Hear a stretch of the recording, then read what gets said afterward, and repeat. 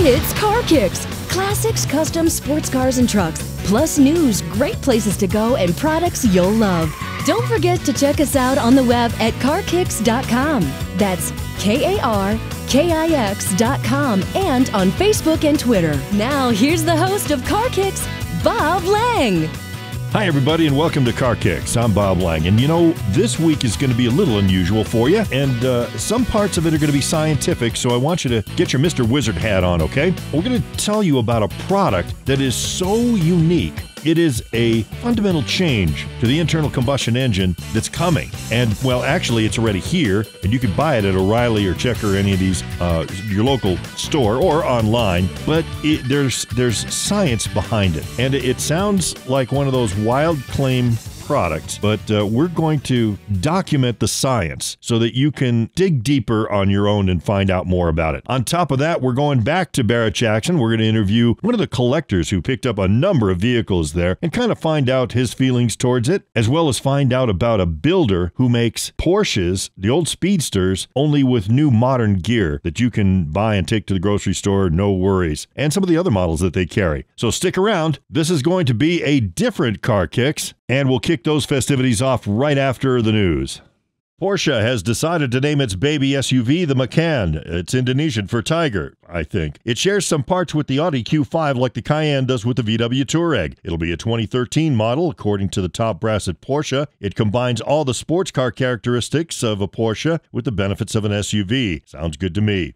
The interior will be next-generation Boxster-derived, with the instrument panel, sporty seat, steering wheel, and other touch points having that Porsche panache. The Audi-based chassis, suspension, steering system, and Quattro-based all-wheel drive will be included. Then adding in even more Porsche touches like the optional carbon ceramic brakes, a switchable exhaust, and the Sport Chrono Pack. Power for the little Tiger will come from a 3-liter V6 that'll be shared around the world. It's expected to turn about 290 horsepower, should be plenty. A Turbo S is also reportedly coming, and will use twin turbos to bump the horsepower to around 350. The third engine, a diesel, may also come to the United States.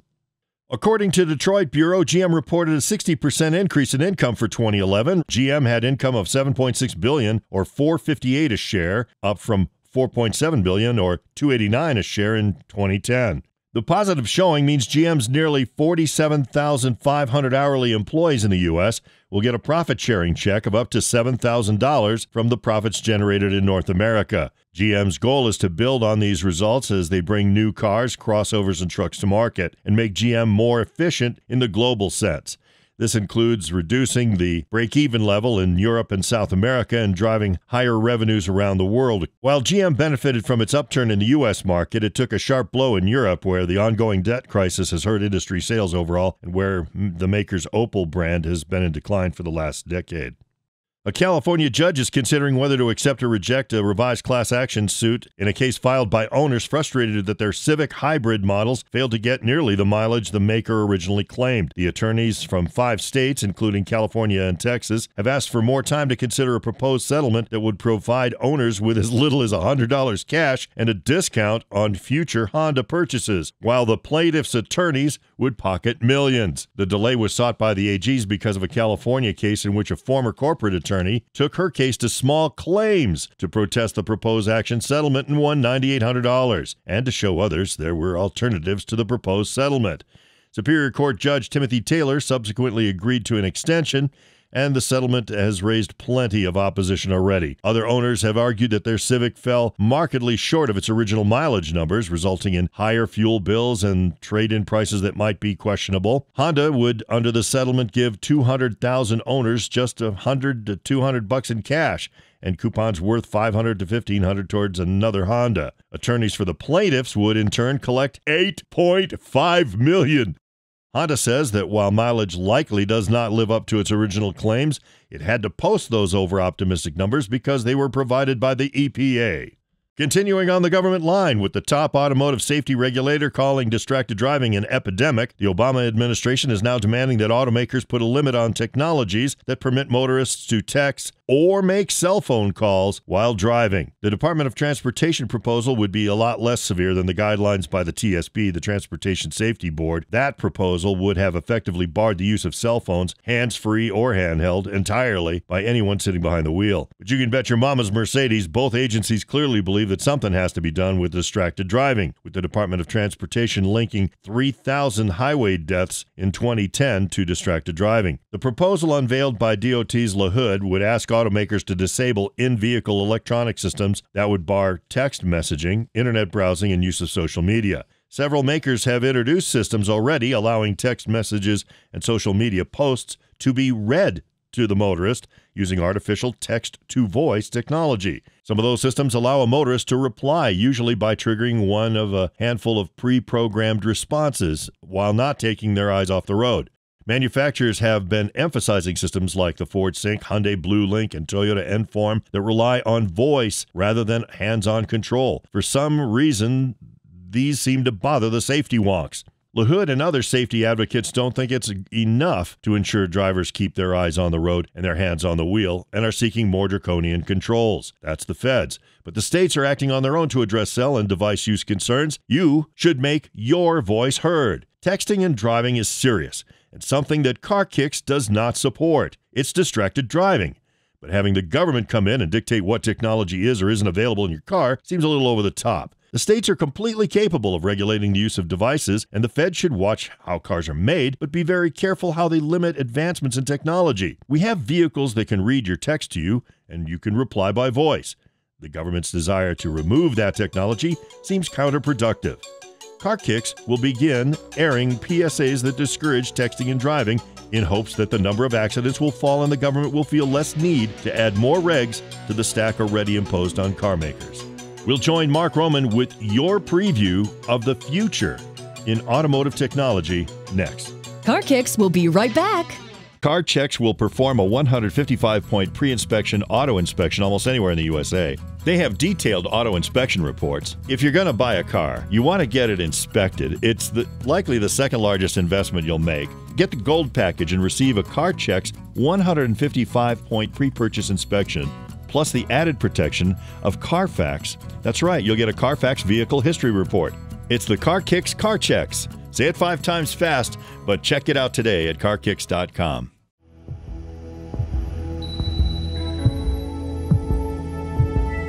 It's here. It's hip. It's the KarKix Car Cap. A great ball cap for just $10. You can be a part of the ruling elite with your KarKix Car Cap. Stop being laughed at by your mom. Get the hat. Just $10 plus tax and handling, and an agent of a semi-governmental agency will deliver it to wherever you get your U.S. mail. Get the KarKix Car Cap today at KarKix.com. That's KarKix.com. Let's peek inside the KarKix showroom. It is Mark Roman for KarKix on the move, but not very far, just down the street today, because I'm actually sitting here at Pulstar, and I'm sitting here talking with the president, the CEO, the man that made it work, the man that actually created it. It is Lou Camilli. Lou, what do you say?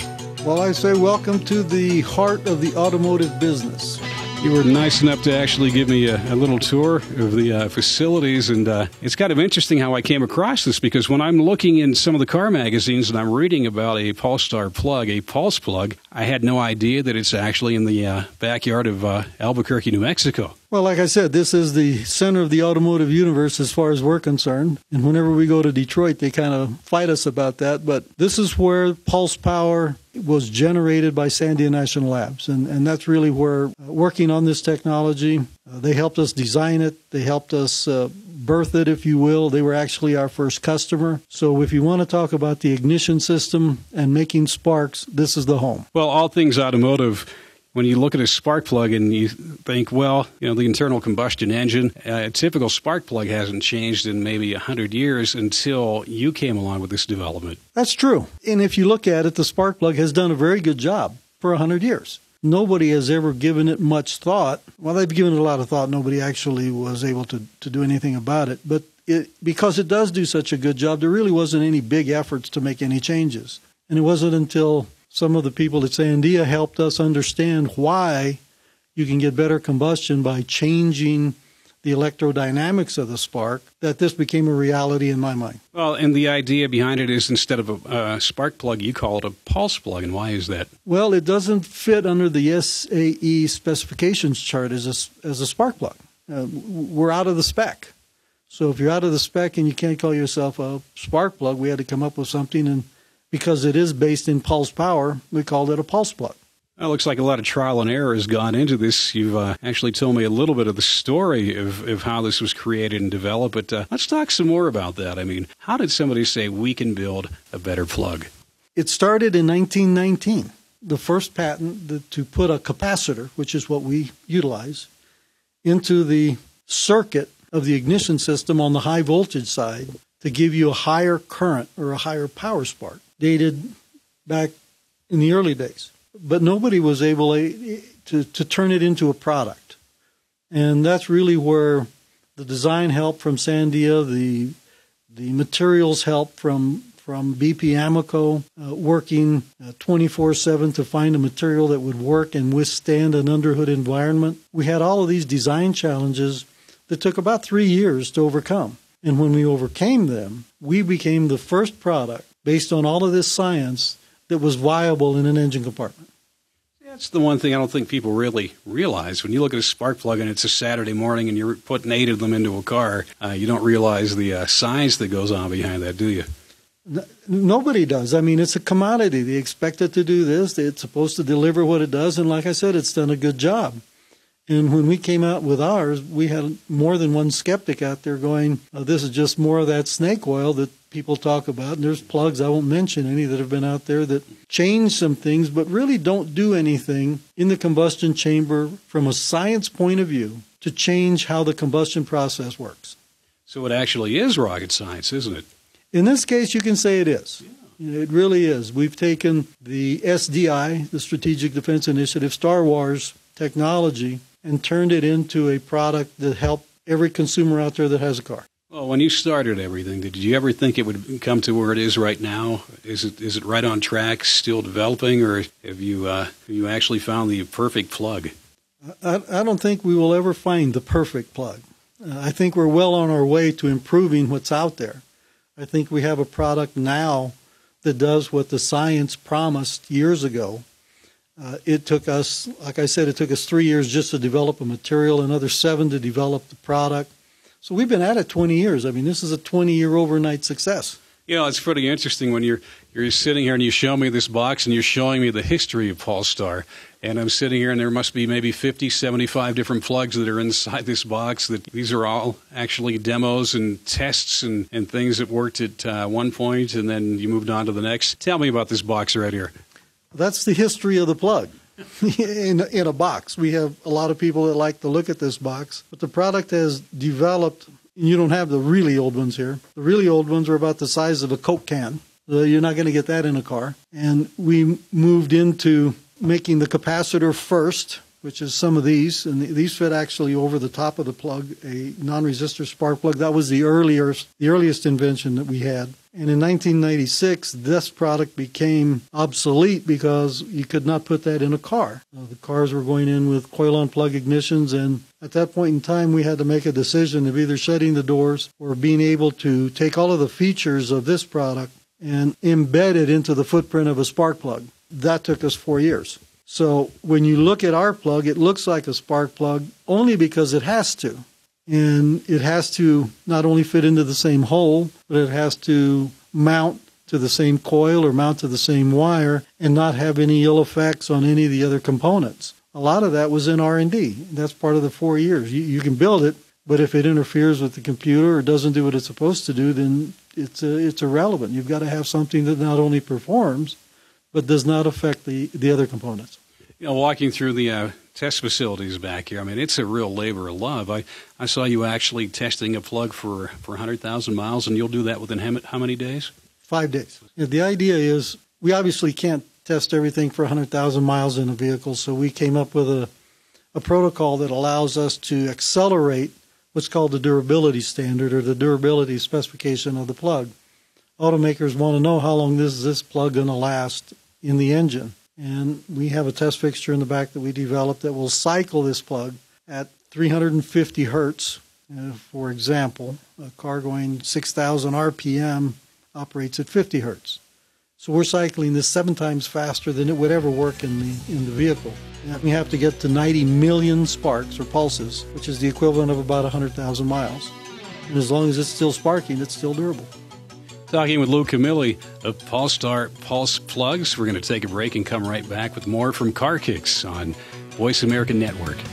We'll be right back with more KarKix. KarKix will perform a 155-point pre-inspection auto inspection almost anywhere in the USA. They have detailed auto inspection reports. If you're going to buy a car, you want to get it inspected. It's likely the second largest investment you'll make. Get the gold package and receive a KarKix 155-point pre-purchase inspection, plus the added protection of Carfax. That's right, you'll get a Carfax vehicle history report. It's the KarKix KarChex. Say it 5 times fast, but check it out today at KarKix.com. Are you in an automotive-related industry? If you'd like to advertise on KarKix, we offer social media, web, and on-air opportunities to automotive-based businesses that want to be heard by this very special audience. People who take action and get things done. Auto enthusiasts with the means to use products and services provided by quality companies. We have special programming that gives you the opportunity to get your message out with more than just a 60-second ad. To find out more, use the contact page at KarKix.com. Now buckle up, because here we go. Back, Mark Roman with KarKix, Lou Camilli from Pulstar Plugs. It's actually a pulse plug as opposed to a spark plug. And hey, let's talk a little bit more. I know we started with it, but let's talk some more about the science that goes into creating a plug like this. Well, the science, the science in building a plug, it goes back maybe 50, 60 years. That part of it hasn't changed much. What we changed was the internal components. We turned the insulator into a semiconductor. We made it part of the capacitor, which you could call a supercapacitor because it has an incredibly low Q, which means it's very efficient. And then we incorporated a resistor on top of it so that you don't have any RFI issues. That's radio frequency interference. And we're able to increase the power of the discharge of the spark from what you normally see at 50 to 100 watts to over 5 million watts of ignition power. And that's the difference. And that's where the efficiency comes in.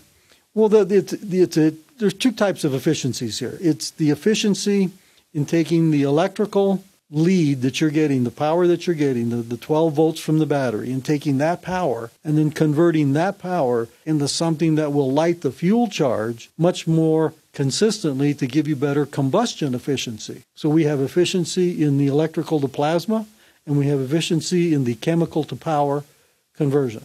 When I think of a plug, I think of a terminal, an insulator, a conductor, a shell resistor, and then you've got the electrode and the ground strap.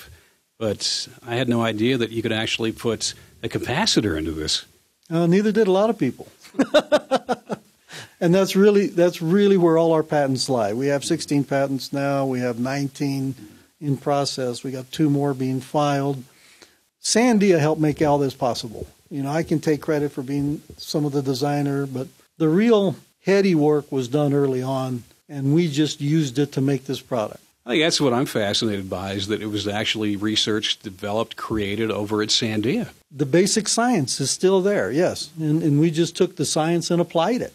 See, when you live here in Albuquerque like we do, a lot of people wonder what goes on behind those doors and all those gates over at Sandia, but this is actually one of the things that happens. Well, they were the primary mover in Reagan's Star Wars program. They were going to deliver a pulsed weapon in outer space, and this is really a pulsed power device. It's the same technology. People just don't recognize some of the things that pulse power is involved in. Your flash camera has pulse power. Your radar range, your microwave is pulse power. Your iPhone uses pulse power. It's a very versatile technology that not a lot of people know about. And why not put it into a plug, right? That's what we thought. Yeah. And when we did, people ask us, well, what did it do for me? So what? So you build this thing, what will it do? Well, when you get better combustion efficiency, You get better starting. So if your engine takes a while to start, it'll start immediately. It'll have better idle quality, simply because when you light the fuel at the same point every cycle, you get very consistent combustion, which results in very smooth operation. You get immediate throttle response. I think everybody's fully aware of the time when you step on the gas and nothing happens for a minute or two and then off you go. That goes away. It's literally eliminated. And the best part of all, in our opinion, is that because you get more efficiency, your fuel economy improves. Sitting here with Lou Camilli of Pulstar Plugs. Now, I've been looking at YouTube, and I've seen some videos up that actually show some of the testing, some of the results as well. You've actually shown the entire gamut on there, haven't you? We have tried to cover all aspects of what the capabilities of this product are. And we tested every make, every model. We've had 1 million plugs in the marketplace, learning about what it does in different makes, different models. And our success has been, for me, it's been amazing, because the original design was to have a product that would work across the board on every engine, every manufacturer, everybody that uses an internal combustion spark-ignited engine, and it's done that. Now, the question is, when you have all these different makes and models, everything I've been reading, how did you narrow this down to maybe 8 or 10 different plugs that will actually fit everything? I was told early on that when you start a project, you need to learn everything about it before you pound the first nail.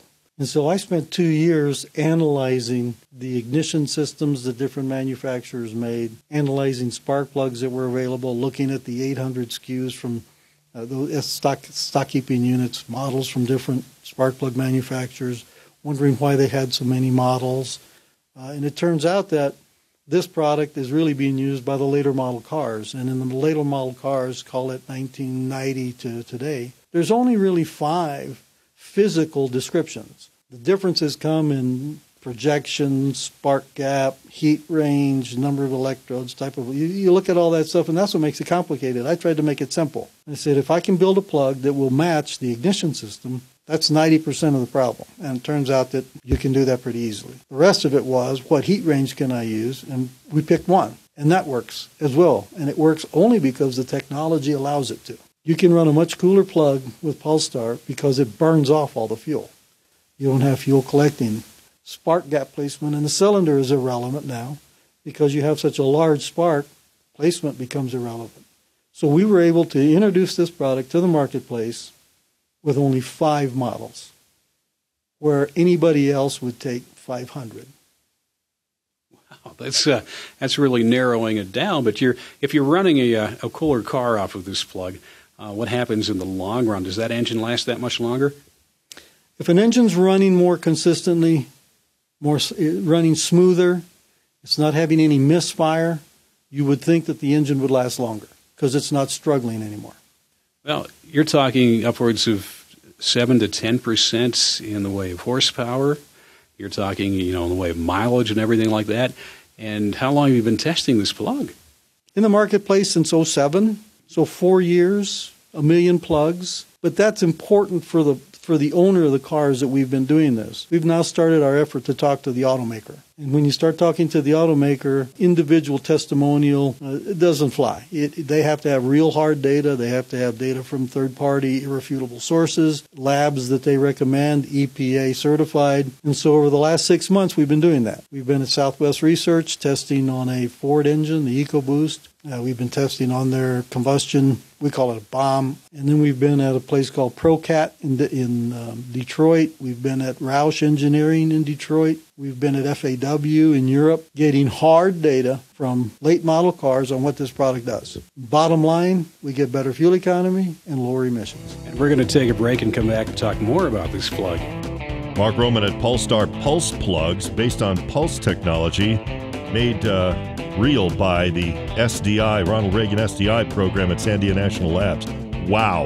We're going to find out more about this fascinating plug in just a little while. Let's take a break and run out to Barrett Jackson and meet some interesting folks right after this.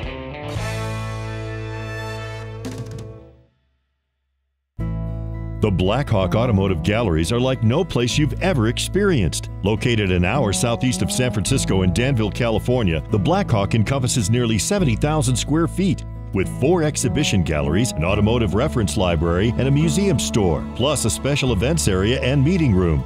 The Blackhawk is a Smithsonian affiliate museum, open Wednesday through Sunday, 10 a.m. to 5 p.m. Learn more about the Blackhawk at blackhawkmuseum.org. See you there.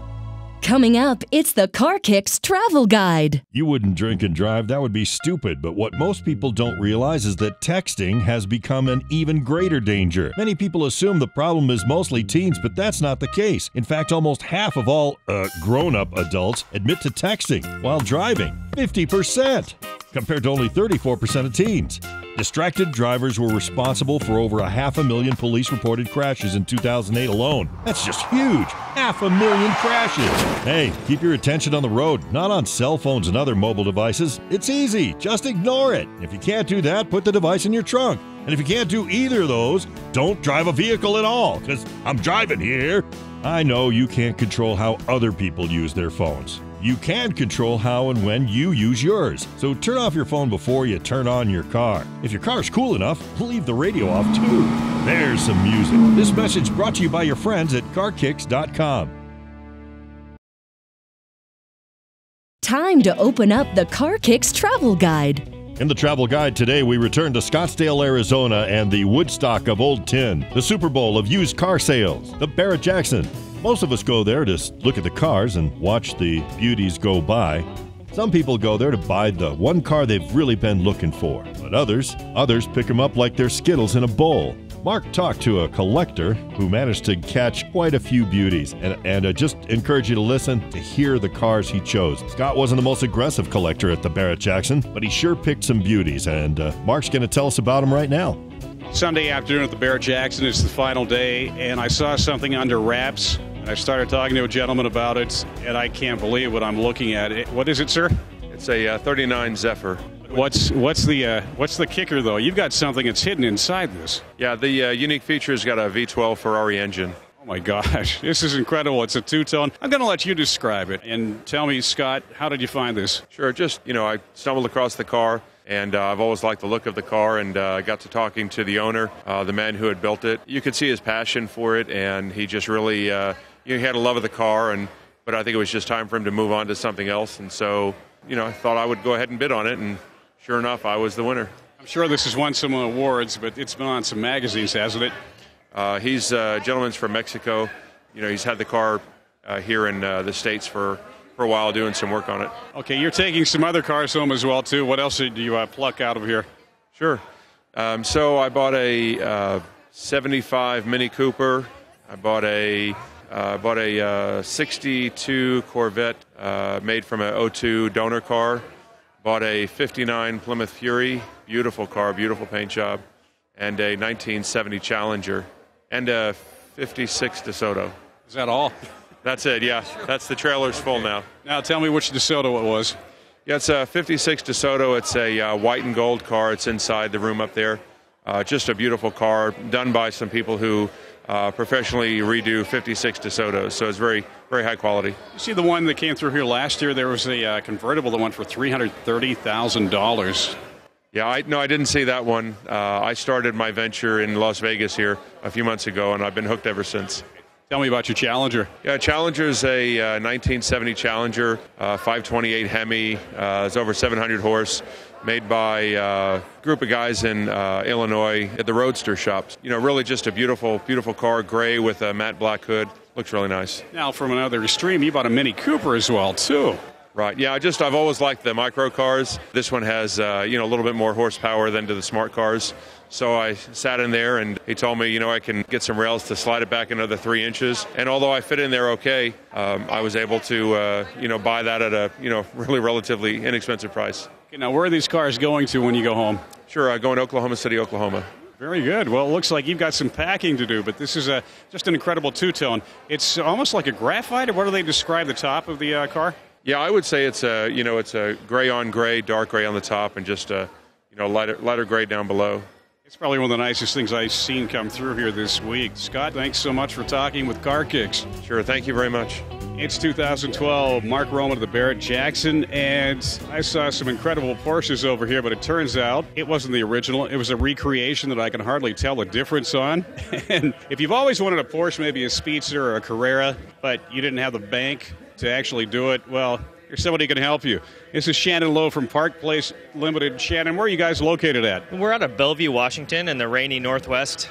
Hey, you didn't bring any rain with you this time, thank goodness. But, you know, I'm looking at these cars. I saw a Speedster sitting here, and I looked at it. I couldn't tell any difference. There was one on the block over at RM that went for $305,000 the other night. You can actually buy one for how much? Our Speedsters, the average replica Speedster is right around $30,000. That's a much better deal. But tell me how this came about. With the original cars going up in value and increasing in value, there's a number of people that want the classic look. They want a vintage Porsche. You know, they want to drive around a cool classic car, but obviously you don't want to pay $150,000 to $300,000 to drive something around every day. So the nice thing with the replica cars is you have the look and feel of a classic car. Now you can actually drive it. I mean, you don't have to worry. You can park it at the grocery store. You can take it to dinner. You know, you can drive the car on a regular basis. So the main difference is this is a fiberglass body, isn't it? Correct. It's fiberglass body, and it's all Volkswagen air-cooled running gear. So if I actually come to you and say, I like this one over here, but I'd like it in this color, I want something a little different, from day one, how long does it take to produce one of these? Yeah, the build process is it's right around 8 weeks, and you can choose any color combination that you like. And you can really personalize the car. There's many different options and choices that you can create a real one-off individual car for just yourself. Now, you also do recreations of, what is this I'm looking at right here? This is a Shelby 427 Cobra by Superformance. Oh my gosh. I mean, I can't tell any difference, to the naked eye on any of this, but how long have you been doing Shelbys as well? On the Cobra replicas, the Superformance brand, we've been carrying that brand since 1997, and then Superformance has been an authorized Carroll Shelby dealer. They're actually producing the CSX cars, which are the continuation Shelby cars. We've been doing those for about 4 years now. I see a lot of attention here. You've had a good week? Yeah, it's been a great show. I think the market's up, the economy's up. People are out here to buy cars, spend money, and everybody's attitudes are positive. And what's your website? So it's parkplaceltd.com. And you can see all the recreations of the Carrera to the Speedster to the Cobras. You've even got a Camaro over there. What is that? That's a Lingenfelter package on the Camaro, and the Lingenfelter was most popular for doing supercharger kits on Corvettes, and they've evolved into doing complete packages for Cadillacs, Camaros, Trans Ams, Firebirds, Corvette. They're a performance tuner. So actually, you're not just European, but you got muscle here as well. We have a little bit of everything. Coming up next, well, why not just stay right there and find out? KarKix will be right back. It's the KarKix Car Cap. A great ball cap for just $10. You can be a part of the ruling elite with your KarKix Car Cap. Stop being laughed at by your mom. Get the hat. Just $10 plus tax and handling, and an agent of a semi-governmental agency will deliver it to wherever you get your U.S. mail. Get the KarKix Car Cap today at KarKix.com. That's KarKix.com. CarChex will perform a 155-point pre-inspection auto inspection almost anywhere in the USA. They have detailed auto inspection reports. If you're going to buy a car, you want to get it inspected. It's likely the second largest investment you'll make. Get the gold package and receive a CarChex 155-point pre-purchase inspection, plus the added protection of Carfax. That's right, you'll get a Carfax vehicle history report. It's the KarKix CarChex. Say it 5 times fast, but check it out today at KarKix.com. And now, more KarKix with Mark Roman on location. KarKix is back. Mark Roman sitting with the president and founder, Lou Camilli of Enerpulse Incorporated. You know them better if you look through the car magazines. If you know anything about plugs, if you go to AutoZone, you know them as Pulstar. It's the Pulse plug as opposed to the spark plug. And, it's interesting that we've actually been getting a little bit of a history of the spark plug, but also, as opposed to just touting his spark plug, he's telling us about the research and the development and what's gone into this plug, and that's what I'm fascinated with. Lou, when you take a plug like this and you want to tell the world about it, but people are, they look at it and say, I don't know, prove it to me. How do you go to a company if you go and you look at a Chrysler or a Ford and say, hey, would you sit down and talk to me about this plug and I can tell you about it?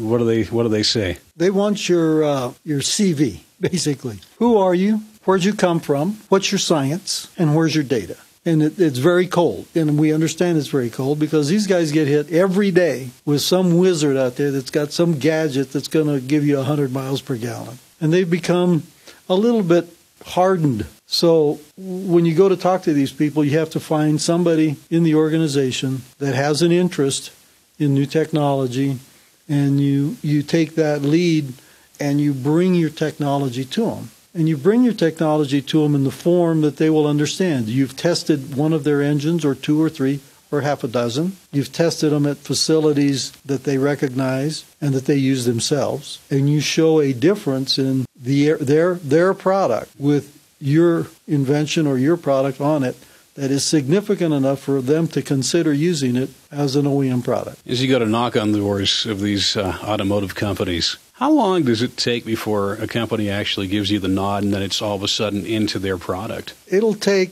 depending if you're in the engine, okay, which we are, it might take a year to get a first test. And then it'll take 2 to 3 more years of their testing. So you're looking 4 years out before you're on a model. So if we started today, we'd be on the 16 model to 2016. This is something that could possibly happen, right? It's happening right now. Yeah, we started talking about 6 months ago to a number of the different automakers. We have had technical presentations in Brazil, in Europe, in Germany, Italy. We've had presentations in Detroit, obviously. We're in testing with most of them right now, and we're looking at not only how does this product work with their current platforms, but how do you optimize this product, or how do you optimize the calibration of their product to optimize ours? And it's really a trade of information. We swap some of the technical ideas that we have, and it's a joint venture, if you will, to make their engine better. So when you're looking at an engine like an EcoBoost versus a regular engine, how does a plug like this affect it? Well, EcoBoost is a very interesting engine, let's call it. Ford introduced this last year in the 2011 model, and they spent over $1 billion developing this engine. If you look at the trends in the OEM marketplace, they're going to smaller displacements, fewer cylinders, higher loads to reduce emissions and get better fuel economy. EcoBoost is one of the first to come out with it. Mazda came out with their Sky engine, which is basically the same thing this year. But the EcoBoost has all of the bells and whistles that have been developed over the last 10 years in one basic package. It has variable valve timing. It has direct injection. That means they have an injector that directs fuel directly into the cylinder. There's no more intake plenum. That's only for the air. It has twin turbochargers. It has intercoolers. It has dual overhead cams. It's got all the sensors in the world on that engine. I could show you a picture of it. You wouldn't recognize the engine for all the wiring, okay? This engine delivered 1 more mile per gallon than their 5-liter V8 in the Ford F-150. We tested that engine at Southwest Research. We learned some things about it. And then we went to ProCat in Detroit and tested that engine in a Ford Flex in what's called the EPA-certified Federal Test Procedure 75, which is the test that puts the numbers on your sales, what's that called, the window sticker? Exactly, the EPA, the CAF. Yeah, the CAFE numbers. Now it's going to get 25 highway, 30, or whatever, 25 city, 30 highway. We tested that vehicle, and they spent $1 billion. We spent 22, and we got 1 more mile per gallon. Good. So, 5.5% difference. It raised some hackles at some of the people we were talking to at Ford. But as a result, Ford's talking to us now. And that's why they're talking to us, because they want to know, how were we able to do this when they had done all they could and only were able to get 1 more mile per gallon, and we doubled it, okay, just with our product. Well, how many patents do you have on this? 16 so far, 19 in the works, and 2 we're working on now. Now, as they raise the bar for efficiency on a vehicle, and I think, what is it, maybe by the year 2050, that every car has to make at least 40 to 50 miles to a gallon. I'm not quite sure exactly what that number is, but do you see this plug actually being an integral part of what happens? I don't think it'll be this plug. I think it'll be this technology. We don't talk about we don't talk about the plug as much as we talk about our technology and our science. We have incorporated our technology into this plug. This plug is going to change in configuration configuration. It's going to change in shape. It's going to change in physical dimensions to meet the new demands. We're working on product now that we see going on cars in the model year 16, 17, when the demands are even higher to be able to light very lean mixtures. We're talking about 40% dilutions of EGR. And to do that, you have to have a very significant event to ignite the fuel charge. Our technology is capable. Spark plugs are design limited, so you're going to see them going away and other technologies like ours taking over. Well, let's talk about different fuel mixtures, too. When you have something like an E85 that's coming out versus a regular or a premium or what have you, how does that plug do in something like that? The process of going from gasoline to any alternative fuel like CNG or E85, these fuels are harder to ignite. And the harder the fuel is to ignite, the bigger the difference between this technology and spark plug technology. So when you're running an E85 vehicle, you generally pay a 20 to 25% penalty in fuel economy. This product will pick most of that up, so you don't have that penalty. When you're running CNG is very hard to ignite and idle quality is very, very poor. This eliminates that, bringing back the easier starting and smoother idle quality, and gives you better performance and fuel economy as well. So the big thing you can say about the technology, and we talk about the pulse plug, but the technology is really the main actor here, is that as fuel gets harder to ignite, and it's going to get harder to ignite in the future, the bigger the difference is between this technology and the spark plug. Well, let's take a break, and we're going to come back, and we're going to talk some more with Lou Camilli, the president and founder of Pulstar Plugs. It's Mark Romer with KarKix with KarKix.com. KarKix will be right back. It's hit. It's the KarKix Car Cap. A great ball cap for just $10. You can be a part of the ruling elite with your KarKix Car Cap. Stop being laughed at by your mom. Get the hat. Just $10 plus tax and handling, and an agent of a semi-governmental agency will deliver it to wherever you get your U.S. mail. Get the KarKix Car Cap today at KarKix.com. That's KarKix.com. You wouldn't drink and drive, that would be stupid, but what most people don't realize is that texting has become an even greater danger. Many people assume the problem is mostly teens, but that's not the case. In fact, almost half of all grown-up adults admit to texting while driving. 50%! Compared to only 34% of teens. Distracted drivers were responsible for over 500,000 police-reported crashes in 2008 alone. That's just huge! 500,000 crashes! Hey, keep your attention on the road, not on cell phones and other mobile devices. It's easy. Just ignore it. If you can't do that, put the device in your trunk. And if you can't do either of those, don't drive a vehicle at all, because I'm driving here. I know you can't control how other people use their phones. You can control how and when you use yours. So turn off your phone before you turn on your car. If your car's cool enough, leave the radio off too. There's some music. This message brought to you by your friends at KarKix.com.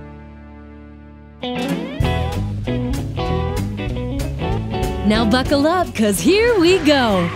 Mark Roman back with KarKix, and we are sitting here with a gentleman nice enough to give me some of his time. It's Lou Camilli, the founder and president from Enerpulse Incorporated. You know them as Pulstar Pulse Plugs, not a spark plug, but a pulse plug. And it's been real fascinating, real interesting conversation. And Lou, I got to ask you, with the price of gasoline, now they're talking about it going back up to $4 a gallon. But when you go into other parts of the world, and it's $8 a gallon when they buy it by the liter, what's the response when people, are looking for something that can give them more fuel efficiency? We've got distributors, obviously, in Europe and down south and in Asia, and you can see where the real interest is in the aftermarket level. What's the reaction when somebody sees you with the aftermarkets and how it's progressed? I was able to predict a lot of things about how it would go, but I did not. I was incorrect on how it went in the aftermarket and how it's going now. And I always believed that when you have a product that delivers benefits that can be proved, based in science, backed by third parties that are refutable with the evidence, that it would be a relatively easy case to take your product to the marketplace and sell it. Did not turn out that way. There's been so many other products in the marketplace that made wild, outlandish claims that people bought, and of course it didn't deliver to the claim, that the buying public, my customer, has gotten a little cynical about anybody coming out of nowhere. If you don't have OEM blessing, if you don't have the blessing of somebody that they respect, they're not going to buy your product until that happens. It's taken us a long time to get people to not only try it, but word of mouth. And that's really what we're interested in. We're not interested in the first sale. Okay, we don't want to sell somebody a set of spark plugs or pulse plugs just to sell him plugs. We want to sell him plugs for all his cars. The second one, the third one, the fourth one, and have him tell his friends. And that's how we've grown, because we've done very little advertising. We saw how much advertising these other companies did, and we didn't want to fall into that trap that, well, they're advertising, this stuff doesn't work. We wanted it to be based on what it delivered. You know, and I think that's the one thing, myself, I get a little skeptical sometimes when I'll see an ad where, okay, you put this into your intake and it's a piece of metal and it's going to make it look like a tornado when you go through with it, or you put this magnet onto your engine and that's supposed to do something miraculously, and all of a sudden your car gets 100 miles per gallon. I think a lot of people have been kind of turned off by that, haven't they? Well, they've been turned off at it, and those are the things that the automakers shy away from. You've got to be really careful with your claims. I mean, we've gotten cars that have incredible results. And I've begged these people, please don't tell anybody, because they're going to think we're out there, what's it called, priming the well. We didn't want that. We wanted people to understand that this is a product that is going to behave differently on every vehicle. We're not going to give you 10% on this car and then 10% on that car. It's going to be whatever it is. Sometimes it's 5%, sometimes it's not. It just depends. It's a scientific product that improves the combustion process. It's actually an eco-green product, if you want to call it that. I've actually seen some numbers here from, a hybrid vehicle, and somebody who buys a hybrid, well, they actually want to save gas. They want to actually be efficient with everything, and this helps even more, doesn't it? The number one platform in the aftermarket for us is the Toyota Prius. More people buy this product for their Prius than anybody else. And I originally thought that they were buying it because the Prius needed a little bit of performance help. And in fact, when we queried the owners, in fact, they wanted more fuel economy. If they could help them get more, they would get more. And they also knew that every gallon of gas contains 20 pounds of CO2. So for every gallon of gas they did not burn, they were keeping 20 pounds of CO2 from getting into the atmosphere. It's kind of interesting that somebody that drives a Prius actually knows or can actually tune into what you're talking about in the way of science with this plug too, can't they? Generally, these people are the more educated, the scientific type, professor type people, teacher type, and they got it pretty quick. I mean, they are what we would call pioneers because they understand the basis for the technology. How about some predictions? Let's fast forward 5 years and then maybe 10 years. What are we going to be driving? How is it going to be, affecting us at the price pump, the gas pump? I mean, how's technology changing, and how's your plug going to fit in? Again, we have a product that is very versatile. It's versatile because the technology is versatile. This technology will allow us to stay ahead of the curve as engines go to much smaller displacements, much higher loads, much more EGR, exhaust gas recirculation, leaning out the mixture. So we're going to be here for a long time. I think oil is going to be with us for a long time. I think we're going to see gasoline cars in our future for a long time. I think the electric vehicle still needs a battery solution. I think the hybrids are a good way to step into an alternative fuel. But as long as we have source of gasoline, sources of CNG, you're going to see the internal combustion engine around. And the more that you see population increasing, too, in this country in another 10 or 20 years, I mean, you might have another 10 or 20, maybe 50 million people here. That's that much more in the way of vehicles, and we've got to be that much more efficient to actually, keep this air clean, don't they? We haven't seen the end of what catalytic converters can do. Right now, the air coming out of a 2012 model car is cleaner than the air it's taking in. Eventually, we'll be cleaning air as we go. Well, that's something to it. I mean, I remember back in, 72 or 73 when they took the lead out of the gas, and that made a major change. But you're literally saying that that's the case. Yeah, I see it coming.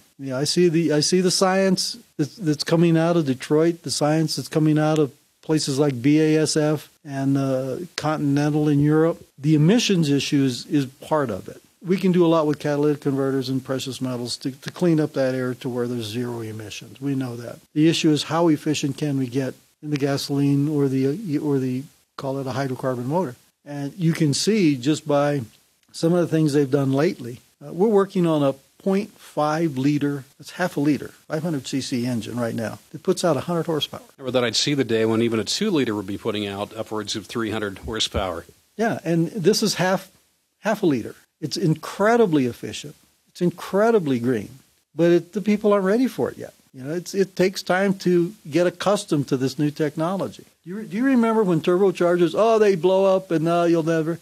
Today, they're common. They're real common today. In fact, they're putting them on even to the Chevy Sonics, aren't they? A turbocharge on that or supercharge? They're doing everything they can to get anything out of it. I don't know about the Sonic, but I do know that the Ford, when Ford started with their turbocharger, everybody said that, Ford's going down the tank. They need that big 460 engine again, and they've proved that you don't. They used to be able to do what the 8 they're doing with 6 now. And soon they'll be able to do with 4. Okay, I saw a Ford motor, or a 4-cylinder motor in Europe when I was there last week, 1.4 liters, puts out 400 foot-pounds of torque, and is cleaner than a gasoline engine. You know, it's a great time to be in automotive, isn't it? Oh, it's a kick. Talk about KarKix, it's a kick. Yeah, the future of automotive right now. This is a great time to be in it, and it sounds like you've got a great plug. If somebody wants to read on this plug, Lou, where do they go to? Our website for the aftermarket is www.pulstar.com, Pulstar.com. You can actually buy plugs off of there if you want to, but you can read all about the test. You can read about the science. You can read how we started, where we are, where we're going. And you can also read where you can buy them.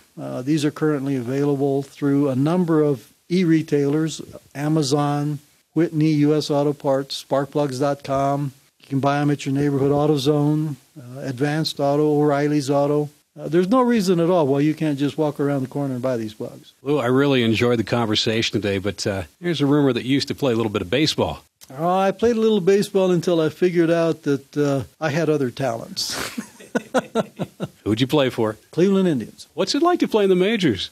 It's a huge step from AAA to the big leagues. The talent that you see at that level is obviously the best in the world. They're paid well. They play hard. They play mean. Okay, this is a livelihood. It's different than playing organized baseball at the minor league level or college level. This is a job. When you get up there, it's a job. You've got a job to do, and you better do it. Curious, how did you apply what you learned in the majors into your company here? They always talk about there's no I in team. That's true to a certain level in the big leagues, even though they pay you for personal effort. And that's what I employ here. We're a team, but I expect personal excellence, and I get it. I really appreciate the time. It's been a lot of fun talking to you. Well, it's fun talking about this product. I mean, we've had a lot of fun getting it to this point. It's been a hard road. It's been a rocky road. We've taken some shots, and we've recovered incredibly well simply because the product does what it's supposed to do. Lou, it's been a pleasure. Lou Camilli, founder and president of Enerpulse Incorporated, Pulstar Plugs. Thank you so much for being on KarKix. Hey, listen, it's been a pleasure. Hope to see everybody at the show. KarKix will be right back. The Blackhawk Automotive Galleries are like no place you've ever experienced. Located an hour southeast of San Francisco in Danville, California, the Blackhawk encompasses nearly 70,000 square feet. With 4 exhibition galleries, an automotive reference library, and a museum store, plus a special events area and meeting room. The Blackhawk is a Smithsonian affiliate museum, open Wednesday through Sunday, 10 a.m. to 5 p.m. Learn more about the Blackhawk at blackhawkmuseum.org. See you there. Did you ever think you'd learn rocket science on KarKix? Yeah, we bring it all. We've now had a few special shows that highlight certain areas of interest we share and more than a few interesting people, from guitarist George Benson to Barry McGuire to Wayne Carini and many more. If you missed any of them and you want to hear these shows, they're on the archive page of our currently humble website. We're getting ready to tear it down and bring something that's easier and more fun to use. But for now, you can still use it. But for the full flavor richness that is KarKix, join us on Facebook. We have thousands of listeners to this radio show. We'd love to interact with you, chat cars, get your views, and make you laugh. It's on our Facebook page, KarKix on Facebook. And before I forget, You can see videos and special programming on our YouTube channel. We'd love for you to subscribe us on YouTube, and that's KarKix TV. KarKix TV. Yeah, it's spelled funny. We're funny people. My psychiatrist said so. So till next time, see you on Facebook and Twitter. For KarKix, I'm Bob Lang.